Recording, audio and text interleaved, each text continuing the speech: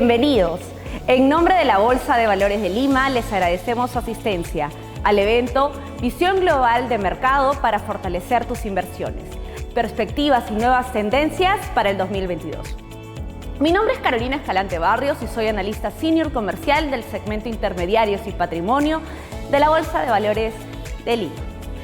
Es importante resaltar que toda la información indicada en este evento, previsiones, los objetivos, los cálculos y toda información indicada son estimaciones y no declaraciones.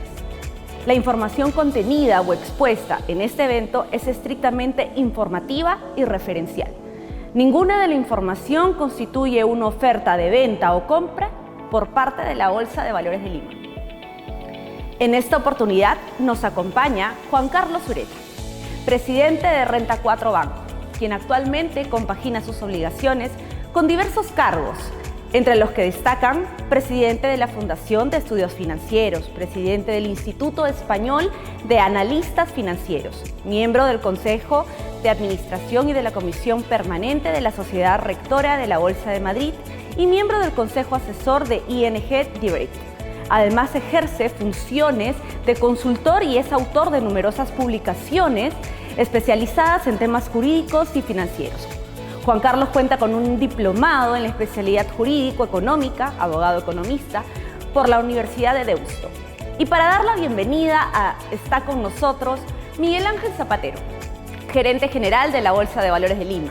Miguel Ángel lidera la gestión con clientes institucionales, el área de operaciones y desarrollo de productos en la BBL. Previamente trabajó como director para Latinoamérica e Iberia en el Global Client Group de BlackRock y fue principal de Barclays Global Investors en San Francisco, California. Es bachiller de Economía de la Universidad del Pacífico y cuenta con un MBA de la Universidad de California en Berkeley, Estados Unidos.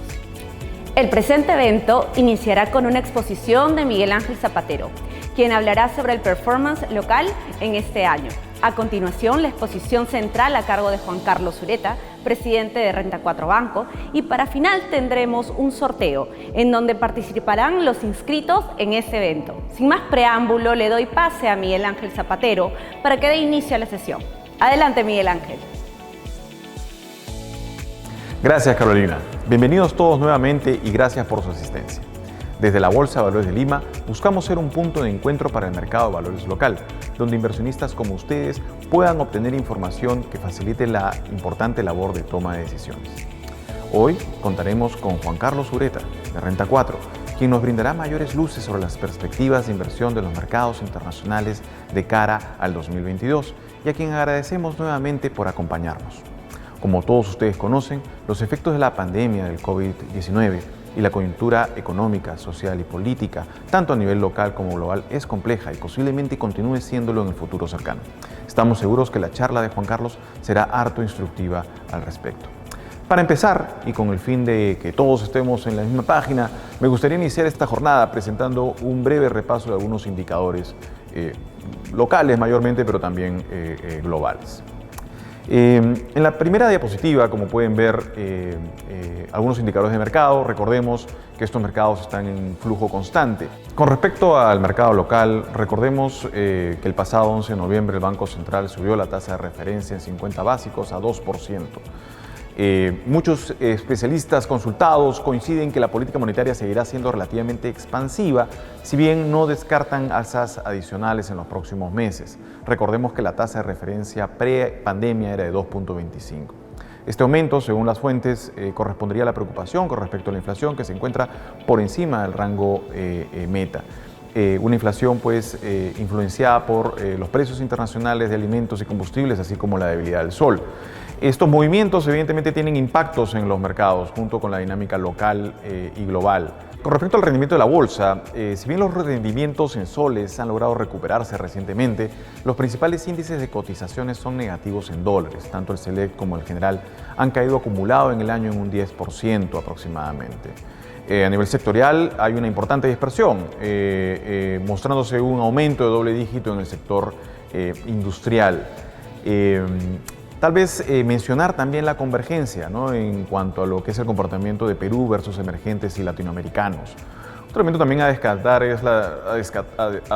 resaltar es la dispersión en los mercados globales. El índice mundial ACWI muestra un aumento de 26% acumulado en el año en dólares, con un Estados Unidos subiendo en más de 30%, medido por el S&P 500 y casi 37% en el Nasdaq 100. Europa también ha mostrado aumentos de doble dígitos mayores a 20%. Tal vez emergentes es donde hay un mayor atraso. Ciertamente el impacto de la pandemia ha sido disímil. Mencionar tal vez América Latina, donde se observan rendimientos negativos en el caso peruano, magros en el caso de Brasil con 3% y tal vez un poco mejores en el caso de México, muy cercano a la dinámica de Estados Unidos con un aumento mayor a 20%. La Bolsa de Valores obviamente ofrece una gran cantidad de alternativas para la inversión en acciones y mercados locales. Hablábamos de los diferentes sectores y las oportunidades que la dispersión puede generar, tanto en el corto plazo como en el largo plazo. Mencionar también que el mercado local ha venido también evolucionando en cuanto a una mayor diversificación internacional, donde ciertamente los inversionistas locales pueden tomar ventaja de opciones de inversión en el exterior para diversificar sus carteras y obtener mejores rendimientos potencialmente. Es así que el mercado local, la Bolsa de Valores de Lima, ha venido expandiendo su mercado global. Al 15 de noviembre ya se encontraban listados alrededor de 350 valores extranjeros, más de 100 acciones y casi 250 ETFs. ETFs además de diferentes familias, iShares, VanEck, Global X, Spider, etc. ¿no? Son opciones pues bastante interesantes. En la siguiente diapositiva se muestra pues que este mercado ha obtenido un dinamismo bastante importante y ya hoy en día representa alrededor del 24% de la negociación de la bolsa, con un volumen mayor a los 900 millones de dólares en lo que va del año. Ciertamente contar con mayores opciones de inversión es positivo, especialmente si dichas opciones permiten diversificar y no tienen una alta correlación y que también permiten de alguna manera poder tomar ventaja de tendencias de corto y largo plazo. La última diapositiva muestra la tendencia, por ejemplo, del mercado local, ¿no? Y más allá del comportamiento de corto plazo o el atraso que se puede obtener con los indicadores globales, no debemos dejar de perder de vista la importancia de seguir buscando estas oportunidades que también el mercado local ofrece. Al final es una visión balanceada la que puede generar un valor interesante a los inversionistas y que sobre todo con una visión profunda pueda pues tomar ventaja de las oportunidades que se van abriendo. Ciertamente, como mencionábamos, hemos observado rendimientos interesantes en mercados desarrollados, en sectores y tendencias globales, pero también el mercado local ha mostrado algunos sectores bastante interesantes en el pasado reciente. Ciertamente, la visión y el acompañamiento profesional en las inversiones es algo que debiera agregar mucho valor. Por mi parte, eso es algo que quería solamente mencionar desde la Bolsa de Valores de Lima. Basta ya tal vez de introducciones y quisiéramos ya entrar a las palabras pues, de Juan Carlos. Estamos todos muy ansiosos por escucharlo. Muchas gracias, Miguel Ángel. Buenas tardes y encantado en participar en este evento de la Bolsa de Valores de Lima, que es un evento ya de cierre de este año bursátil. Y encantado también en poder comentar algunos aspectos relativos a la visión global del mercado y a las perspectivas y tendencias para el año 2022. Bueno, la pandemia, el COVID, que fue inicialmente evidentemente un drama y una gran tragedia, pero también ha dado lugar a una oportunidad de transformar la economía en un sentido positivo hacia un modelo de crecimiento más verde, más respetuoso con el medio ambiente, más digital, más social y más sostenible. Una transformación, por tanto, muy profunda, que ya se venía dibujando en sus líneas básicas en los años anteriores, pero que el COVID, la pandemia, ha acelerado y ha hecho irreversible. Esa profunda transformación positiva del modelo de crecimiento no solamente afecta a la economía, sino que también cambia los valores y cambia la forma en que se combinan el interés general y el interés particular. De alguna manera, la pandemia ha hecho muy evidente en esta compleja sociedad del siglo XXI que sin un determinado nivel de bienestar general no es posible conseguir ningún beneficio particular. En un mundo que esté contaminado, que esté lleno de pobreza, o lleno de enfermedad o de desigualdades, realmente nadie va a obtener un beneficio particular. Por tanto, se trastoca un poco esa idea de Adam Smith, según la cual cada uno debe perseguir solamente su interés particular y así conseguirá el interés general. De alguna manera, en el mundo post-COVID, vamos a un mundo en el que es prioritario conseguir un cierto nivel de bienestar general para que podamos tener un retorno particular. Por tanto, estamos ante esa gran transformación. El gran relato, el relato dominante en el mundo post-COVID es la gran transformación de la economía, que está impulsada a la vez por las dos novedades, yo diría que estructurales, que ha traído la economía en el siglo XXI. Por un lado, las políticas monetarias llamadas no convencionales, por otro lado, la revolución tecnológica, la disrupción tecnológica permanente y continua.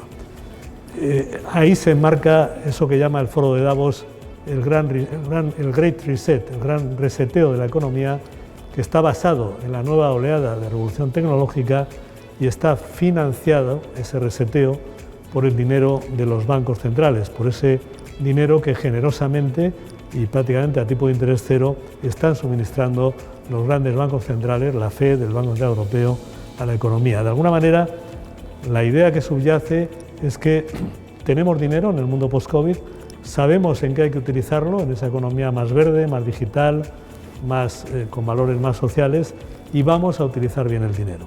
Es una idea un tanto prepotente, pero que, como decía, se basa en las dos grandes novedades estructurales que nos ha traído la economía del siglo XXI.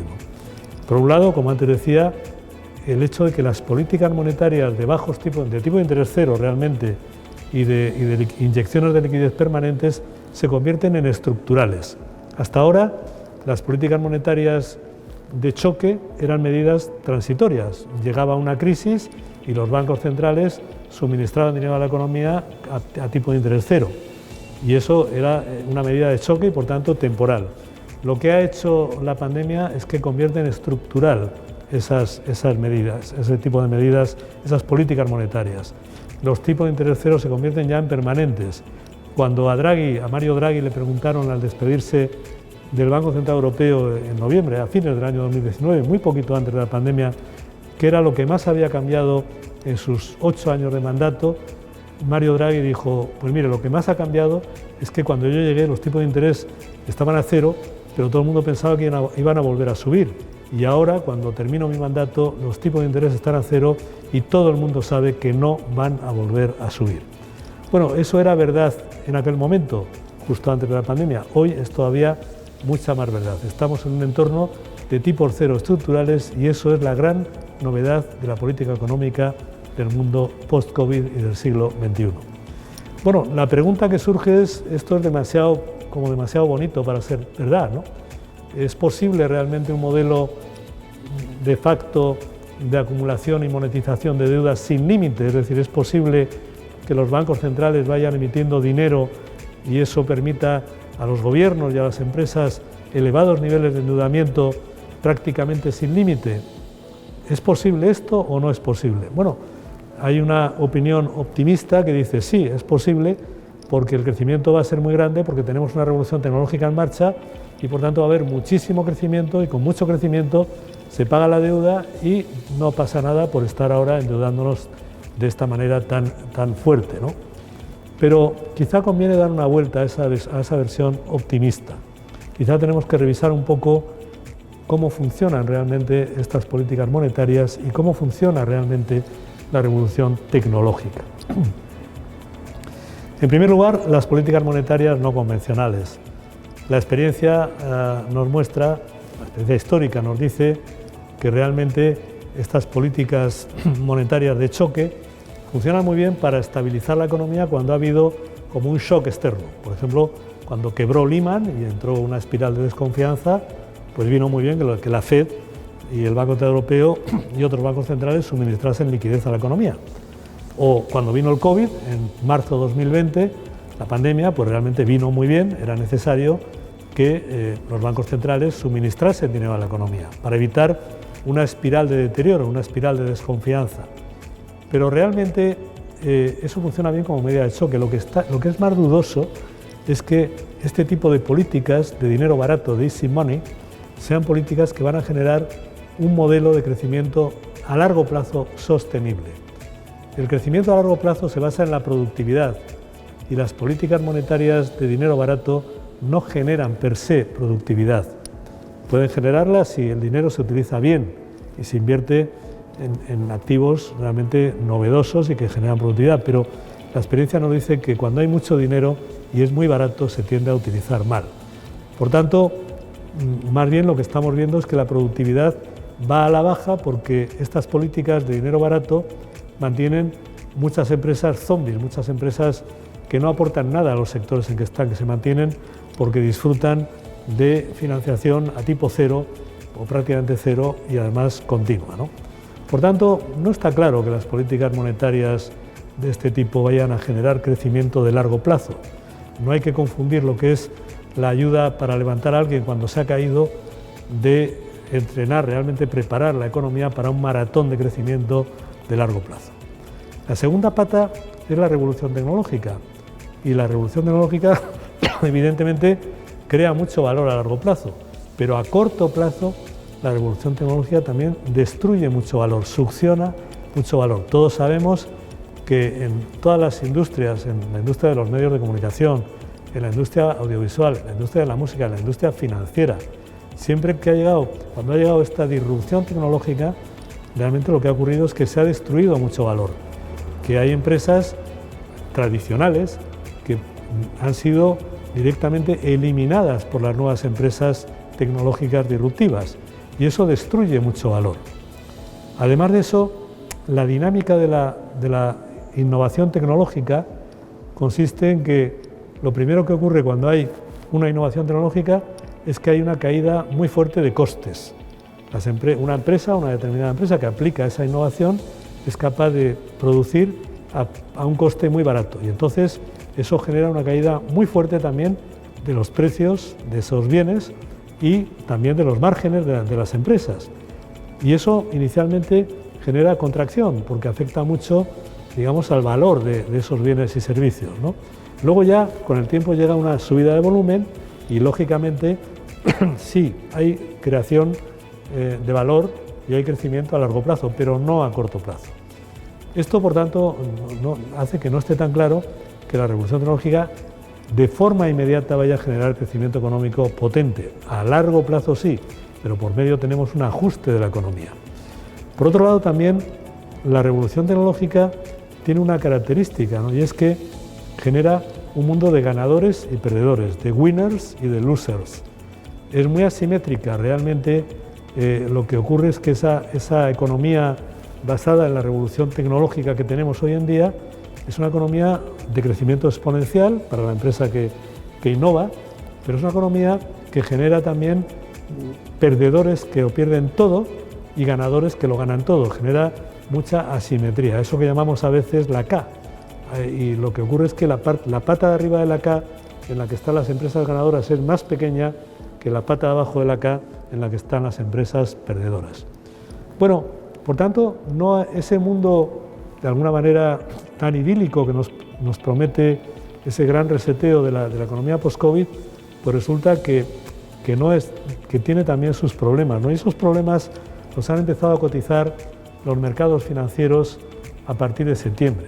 A fines de septiembre, principio de octubre, empezaron a asomar dudas en los mercados financieros sobre la inflación. La inflación en general se ha disparado a niveles muy elevados.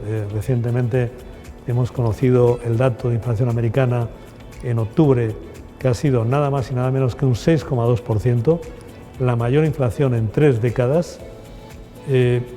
Por tanto, hay una preocupación sobre si ese dinero barato y abundante no puede generar problemas de inflación. Los bancos centrales dicen que no, que esto es algo transitorio, pero no está claro que sea algo tan temporal, tan transitorio. En segundo lugar, también se empieza a ver dudas un poco sobre el crecimiento a largo plazo. Es verdad que ahora estamos en una economía que está reabriéndose, todos los países del mundo están reabriendo sus economías y eso genera a corto plazo una reactivación de la demanda.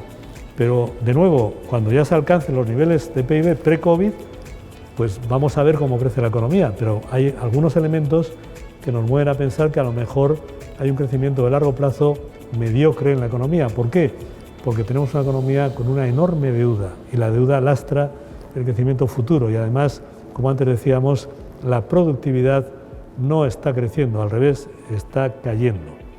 Por tanto, hay dudas sobre el crecimiento. Un tercer problema que afloró ya en septiembre es un poco la desigualdad, sobre todo la desigualdad entre aquellas personas o colectivos que son propietarios de activos y aquellas personas o colectivos que son perceptores de rentas. Las rentas, sobre todo las rentas salariales, se están estancando, sin embargo los activos cada vez valen más gracias a estas políticas monetarias y eso genera una percepción de desigualdad y un malestar social, no solo en países, digamos, en vías de desarrollo, sino también en países avanzados como es Estados Unidos, como en la propia Europa, donde hay una tendencia a un cierto malestar social de las clases medias, que ven que no están participando en la bonanza económica igual que otros colectivos, ¿no? Y luego un cuarto problema, y es el modelo de sociedad digital, ¿no? Se ha visto también a lo largo de este verano con todo lo que ha pasado en China, todo lo que de alguna manera está pasando con redes sociales como Facebook, pues estamos viendo que ese modelo de sociedad digital en que vamos a una sociedad dominada, en la que todos vamos, nuestra vida diaria va a estar dominada por 10 o 15 multinacionales americanas o chinas, pues no estamos seguros de que sea realmente lo que queremos. Nadie queremos que la sociedad del futuro esté dominada por 4 o 5 grandes redes sociales que de alguna manera nos están orientando hacia dónde tenemos que consumir, etc. Y eso son problemas que se han empezado a poner de manifiesto en este verano y que de alguna manera inquietan a los inversores, inquietan a las bolsas. En el caso de China han ido ya mucho más allá. El gobierno chino, por ejemplo, ha prohibido a los jóvenes que estén viendo videojuegos más de 3 horas a la semana, etcétera, ¿no? Ha habido ya una serie de injerencias de los gobiernos para, de alguna manera, cambiar ese modelo de sociedad digital. Pero, como digo, son 4 problemas, ¿no? Inflación, crecimiento de largo plazo, desigualdad y modelo de sociedad digital que han aflorado y que están ahí. Es verdad que a lo largo de octubre y lo que va de noviembre, estos problemas como que de nuevo han dejado de preocupar a los inversores. Las bolsas han vuelto a máximos porque ha habido muy buenos beneficios empresariales del tercer trimestre y las bolsas se han calmado. Pero son problemas que están ahí y que por tanto probablemente van a seguir ahí y que derivan de alguna manera de que hay demasiada deuda en el sistema y probablemente hace falta capitalizar el sistema. Problemas que además tienen causas comunes, ¿no? De alguna manera la inflación, los cuellos de botella que estamos viendo en la cadena de suministros globales, la crisis energética que ha aflorado con mucha fuerza este verano a nivel global, la subida de los precios de la energía amenazando incluso con cortes de suministro, con algunas situaciones incluso de caída de la red. Bueno, pues tienen causas comunes, ¿no? Y quizá la causa común más importante sea el modelo que se ha seguido de respuesta a la pandemia. Antes hablaba al principio de que la economía post-COVID se está planteando como un gran cambio positivo, ese big shift que dicen los americanos, ¿no? Pero ese cambio seguramente se ha planteado sobre bases poco realistas. No se ha analizado bien ni el tiempo que lleva los cambios, ni el capital necesario para hacer los cambios. Insisto, capital, no deuda, inversión de capital. Realmente lo hemos visto muy claramente en el mundo de las energías, ¿no? Hemos querido avanzar muy rápidamente, sobre todo en Europa, hacia el mundo de la energía renovable y se han descuidado inversiones en energías tradicionales. Y en un momento determinado, claro, la energía renovable, por mucho que se haya desarrollado, no da para cubrir toda la demanda de energía y como no se ha invertido en energías más tradicionales, el precio del gas se ha disparado, el precio del petróleo se ha disparado, el precio incluso del carbón se ha disparado y no se ha invertido tampoco en energía nuclear, que parece un componente, nos guste o no, bastante importante del cóctel energético del futuro. Y entonces eso genera crisis energética, subida de precios de la energía, cuellos de botella, inflación y también problemas para el crecimiento. Y todo deriva de un modelo en que no se ha analizado bien la inversión de capital necesaria para hacer esta transformación y el tiempo necesario. Ha habido eso que llaman los americanos wishful thinking, querer pensar que las cosas son como nosotros queremos que sean y no como son. Y esos desacoples entre oferta y demanda pues realmente se han producido y están en la base y agravan tanto la inflación como los cuellos de botella en los suministros como la crisis energética. Bueno, ese es un poco el escenario económico general y me gustaría pasar a las inversiones. ¿Cómo es en el mundo post-COVID eso que llamamos nosotros en la jerga nuestra la alocación de inversiones? ¿Cómo distribuimos una cartera de inversión? ¿Cómo protegernos también frente a esos riesgos que hemos visto de ese dinero barato que puede generar desórdenes? Bueno, yo creo que la idea principal con la que nos tenemos que quedar es que en el mundo post-COVID definitivamente ya no hay activo sin riesgo. Ha desaparecido el llamado activo sin riesgo. Hace 10 años, 15 años, 10 años, incluso 5 años, uno podía invertir en bonos de alta calidad, bonos del Tesoro, por ejemplo, americano o alemán, y uno recibía un retorno. Hoy ya no ocurre eso. Uno quiere comprar un bono del Tesoro americano hoy en día y el tipo de retorno de interés real que tiene es negativo de casi un 7%. Estamos destruyendo valor. Lo mismo pasa con el bono alemán, que ya directamente da un tipo nominal negativo. Entonces realmente no tenemos ya el activo sin riesgo. No hay activo sin riesgo en el que un ahorrador pueda poner su dinero y recibir un retorno sin ningún riesgo y además positivo. Insisto, los bonos soberanos de los grandes tesoros públicos, como el alemán o el americano, pues no dan retorno positivo y además tienen riesgo, porque además puede venir una época de alta inflación y eso deteriora el valor de nuestro dinero, ¿no? Y por tanto ya no cabe esa distribución de una cartera que hacíamos tradicionalmente, que era un 60% a renta fija y un 40% a renta variable. Ya eso no existe. No podemos ya contar con un asset allocation renta fija, renta variable. Ahora mismo el asset allocation tiene que partir de que o invertimos en activos que todos son de riesgo o invertimos o tenemos el dinero en liquidez. La liquidez no nos da nada, incluso nos cuesta dinero, pero nos da opcionalidad. Por tanto, el nuevo asset allocation es liquidez, activos de riesgo y ya no es más renta fija, renta variable. Yo creo que esto es muy importante, pero muy, muy importante y realmente está determinando el mundo de la inversión post-COVID. Realmente está determinando, tenemos que decir al ahorrador y al inversor, ha desaparecido el activo sin riesgo, no podemos ya contar con un activo sin riesgo y por tanto usted tiene que invertir o en riesgo o quedarse en liquidez, esperando a un momento oportuno para invertir. ¿Qué ocurre? Que efectivamente casi todos los activos están caros y algunos inversores, algunos ahorradores nos dicen, es que yo no quiero invertir porque veo todo muy caro. El problema es que realmente estar esperando a que haya una caída, un crash, ha sido un error los últimos años y creemos que lo va a seguir siendo en los próximos años. No hay otra opción que invertir y tenemos que invertir. El mundo se ha convertido en un mundo en el que no hay otra opción más que invertir. Podemos dejar una parte en liquidez, pero no el 100% en liquidez.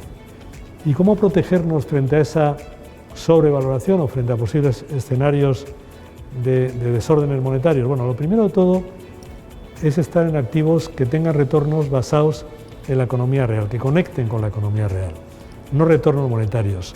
No estamos en Renta 4 aconsejando a ningún inversor que esté en activos que nos prometen X euros o X dólares o X soles dentro de X años, porque con toda probabilidad ese dinero que recibamos dentro de algunos años va a estar muy deteriorado en su valor de compra. Dicho de otra manera, vamos a poder comprar mucho menos con ese dinero que lo que podemos comprar hoy, además de que no nos va a dar tipo de interés o retorno positivo, ¿no? Entonces, todo el entorno estructural nos conduce al mundo de la empresa, como activo invertible por excelencia, como activo invertible de referencia. Realmente tenemos que ir al mundo empresa como gran activo invertible para protegernos de los desórdenes monetarios, para protegernos de la represión financiera en la que estamos viviendo, de los tipos de interés cero o negativos que estamos viviendo, y para invertir intentando obtener un retorno, sabiendo que el mundo de la empresa es un mundo de riesgo, pero ahí es donde tenemos que buscar ese retorno y tenemos que intentar protegernos, ¿no? ¿Cómo nos protegemos? Bueno, por un lado, con la calidad de los activos en que invertimos, y ahí entra el análisis de los gestores, de los analistas, para tratar de seleccionar empresas de calidad. Segundo, la diversificación. Tenemos que diversificar, no vamos a invertir solo en empresas tecnológicas, aunque sean las que más de moda están. Tenemos que invertir también en empresas de recursos básicos o de consumo o más conectadas con otro tipo de sectores económicos. Por tanto, eso es muy importante. Tenemos también que intentar que el precio de compra sea bueno. Ya hemos dicho antes que todos los activos están caros y que por tanto es complicado a veces invertir a un precio de compra bueno, pero se puede intentar, a veces aprovechando caídas o esperando a caídas que también tienen lugar cada X tiempo, podemos comprar activos de calidad, diversificando y con buen precio de compra. Por tanto, diversificación y selección son dos conceptos a combinar en el mundo post-COVID y en ese mundo en el que ya no hay activos sin riesgo, en el que ya es o estoy en liquidez o estoy en activos de riesgo, ¿no? Entonces, como digo, vamos a hacer esa diversificación no solo por sectores, sino también geográfica. Vamos a mirar, por ejemplo, ahora hay una gran oportunidad a nuestro modo de ver en China. La bolsa china se ha quedado muy atrás, prácticamente no ha subido nada en el año. Incluso la bolsa de Hong Kong ha bajado un 8% en lo que va de año, a fecha ayer. Y por tanto ahí hay oportunidades, ¿no? Y por tanto podemos mirar un poco ese mundo, que además es un mundo de gran crecimiento, para invertir, ¿no? Empresas que se han quedado muy atrás, como Tencent, Alibaba, Digi, otra serie de empresas muy interesantes, y también en el mundo del consumo chino, empresas a las que podemos acceder por ETFs o por fondos de inversión globales y que son muy interesantes, ¿no? Bueno, esa es la forma de protegernos, ¿no? Y otra forma de protección también es ir a la inversión temática, la inversión en megatendencias de largo plazo.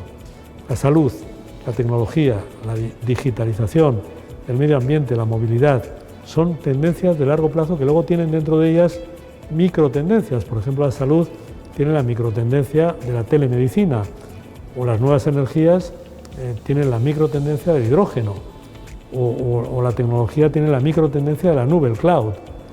Ahí nos podemos enganchar y ahí realmente tenemos una posibilidad de protegernos porque son sectores que a largo plazo van a tener un enorme crecimiento y sin duda a corto pueden tener vaivenes, pero a largo plazo van a tener un enorme crecimiento.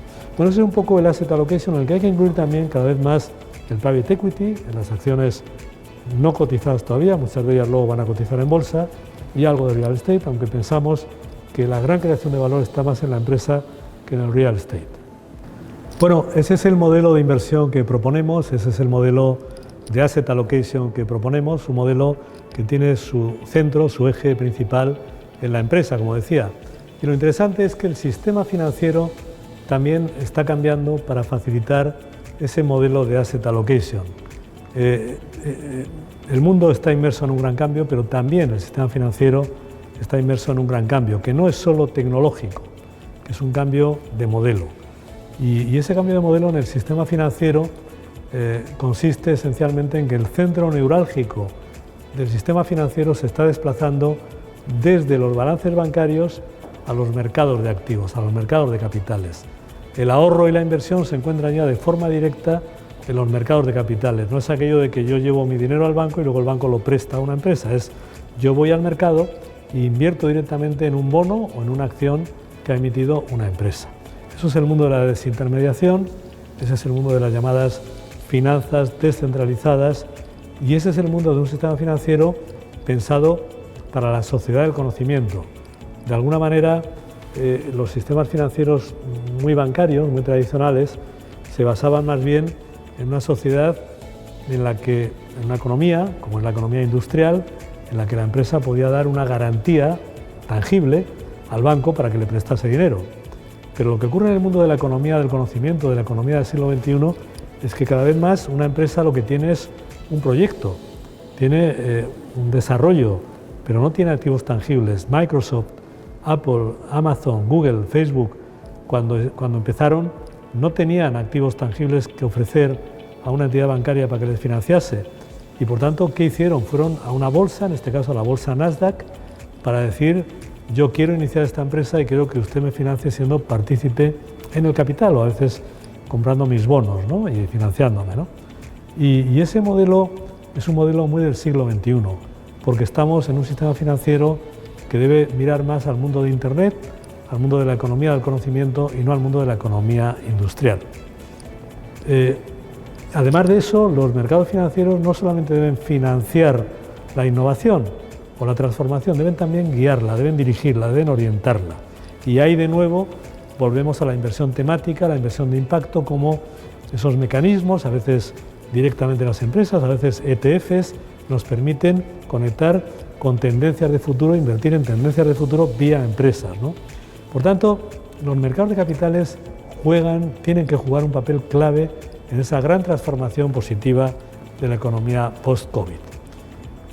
Bueno, esa evolución del sistema financiero no se va a quedar ahí. Está asomando de alguna manera, y todavía es algo muy incipiente, una nueva evolución del sistema financiero.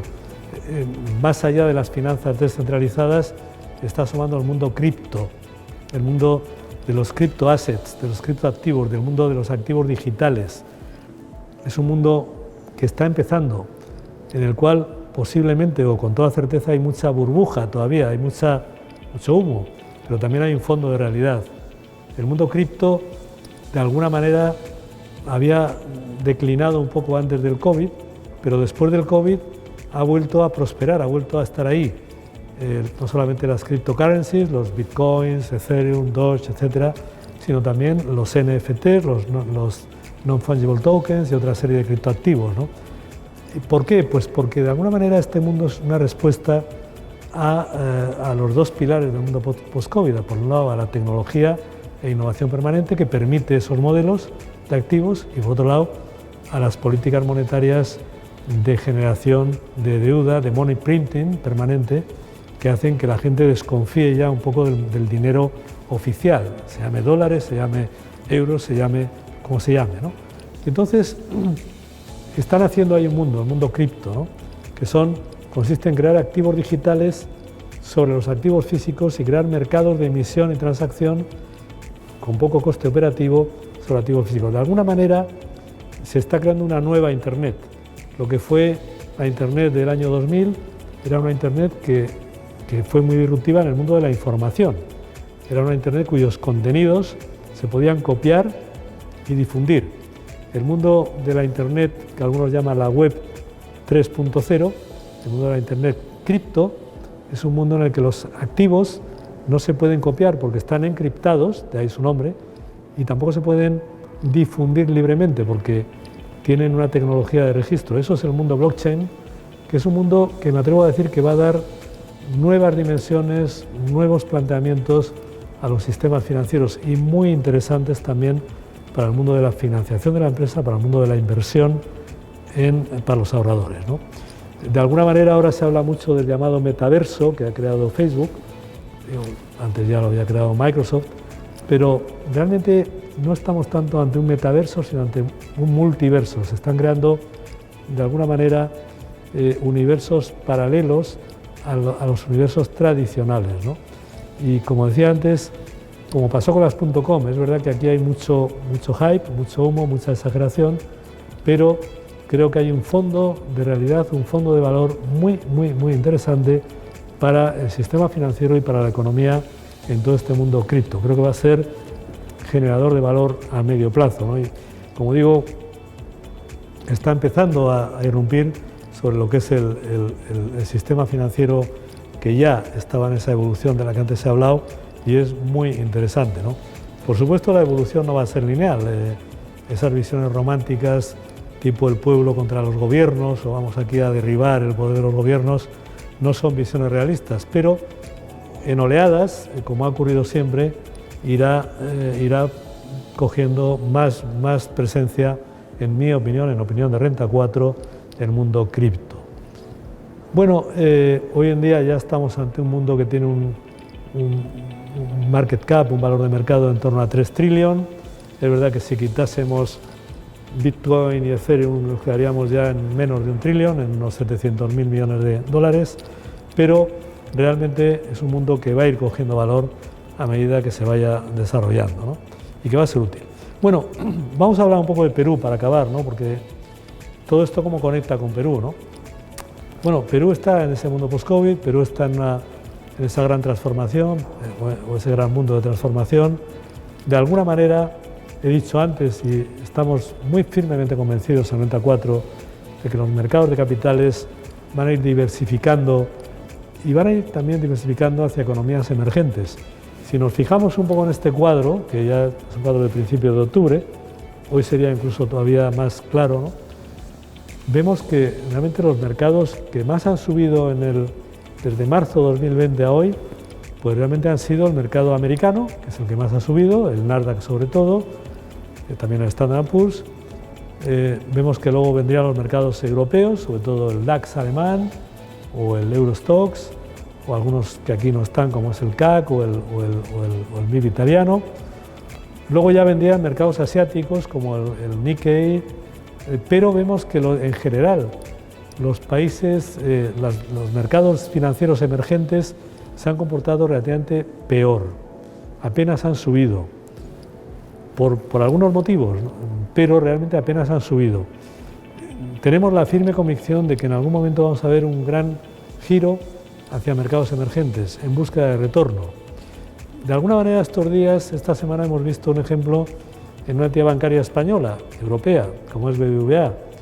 BBVA hace un año vendió el banco Compass que tenía en Estados Unidos y lo vendió porque tuvo una gran oferta y creyó que era momento de realizar el valor y lo vendió, quiero recordar que por unos 9.000 millones de dólares. Bueno, ¿y qué ha hecho BBVA con una parte importante de ese dinero que captó vendiendo un banco en Estados Unidos? Comprar lo que le quedaba por comprar de un banco en Turquía. Vende en país desarrollado, compra en país emergente. ¿Por qué? Porque ve más valor. Puede estar acertado o no, no lo sabemos, pero es un movimiento que nos indica que los mercados financieros en algún momento van a girar hacia economías emergentes. Y entre ellas está Perú.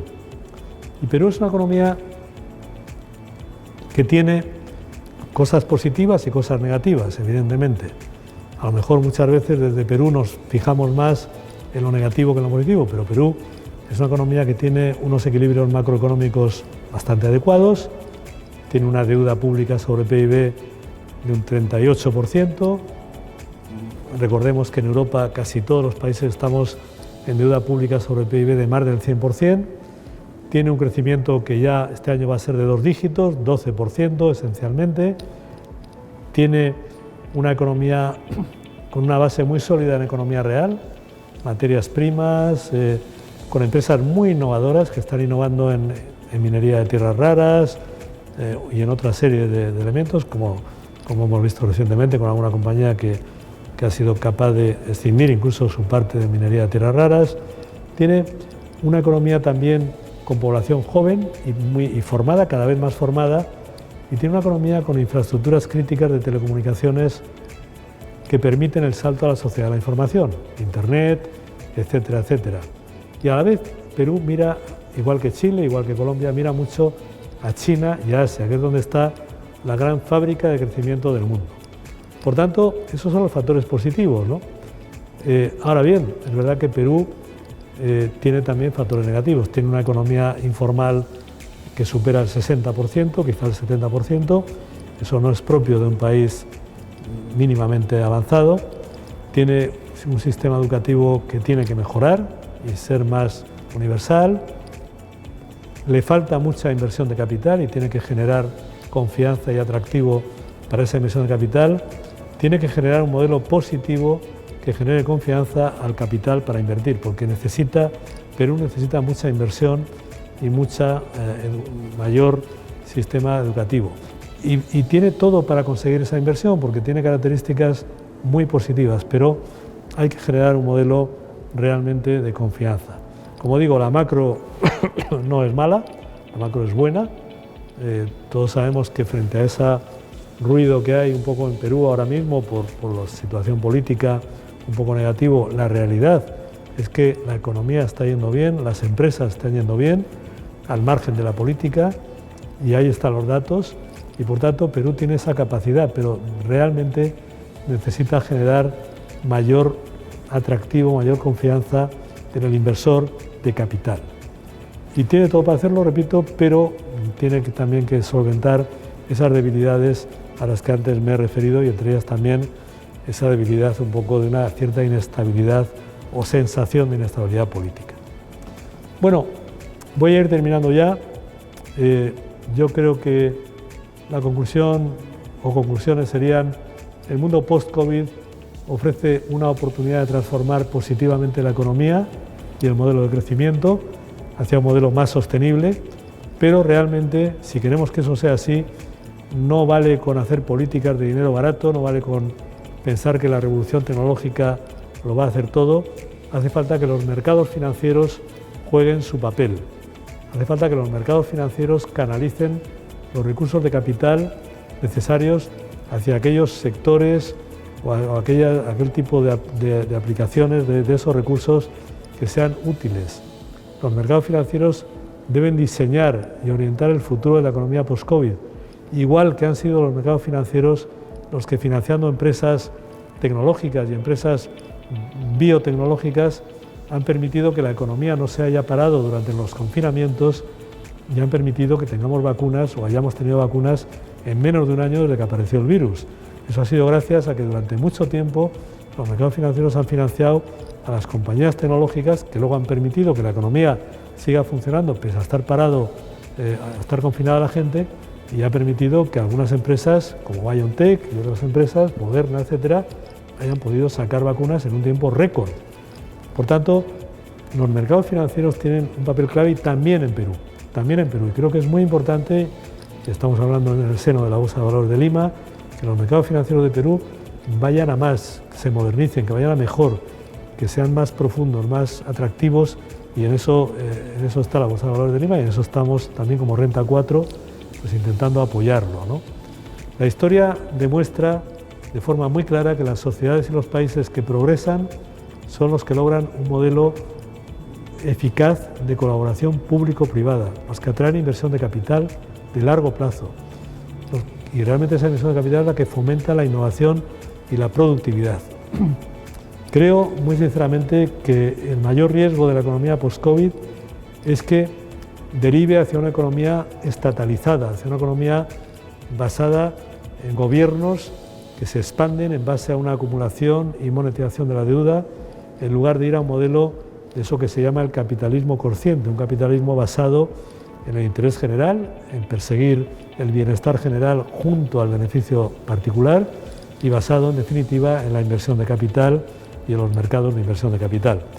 Bueno, con esto ya termino la exposición, de nuevo dando las gracias a la Bolsa de Valores de Lima por esta oportunidad que nos da de hacer este cierre del curso bursátil y de haber podido comentar algunos aspectos de la economía post-COVID, de los mercados financieros post-COVID, y también aplicarlos al caso particular de Perú. Muchas gracias. La Bolsa de Valores de Lima agradece su participación. El objetivo de este evento fue dar visibilidad a la opinión profesional e inversionistas en general, y puedan así fortalecer sus decisiones de inversión en el mercado local. Si desea obtener mayor información, los invitamos a conocer nuestra página web www.bbl.com.pe, sección Productos para Inversionistas. Gracias por todo.